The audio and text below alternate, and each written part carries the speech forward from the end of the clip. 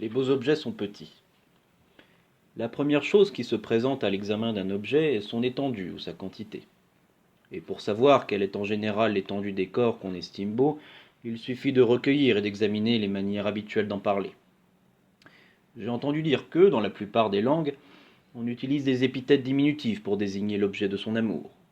Et il en va de même dans toutes les langues que je connais. En grec, le ion et d'autres diminutifs sont presque toujours des termes d'affection et de tendresse. Les Grecs ajoutaient ordinairement ces diminutifs au nom des personnes avec lesquelles ils s'entretenaient amicalement et familièrement. Bien que les Romains eussent des sentiments moins vifs et moins délicats, il leur arrivait pourtant de glisser naturellement aux mêmes occasions dans des suffixes diminutifs. Anciennement, dans la langue anglaise, on ajoutait le diminutif ling au nom des personnes et des choses qui inspiraient un sentiment d'amour. Nous en conservons encore quelques-uns comme darling. Mais aujourd'hui, dans la conversation, il est d'usage d'ajouter le nom caressant de petit à tout ce qu'on aime. Les Français et les Italiens se servent encore plus fréquemment que nous de ces diminutifs affectueux.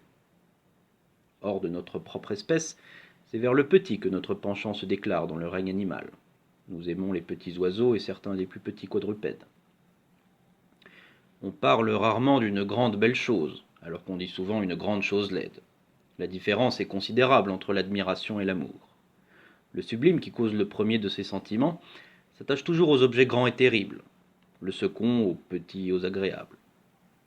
Nous nous soumettons à ce que nous admirons, mais nous aimons ceux qui se soumettent à nous.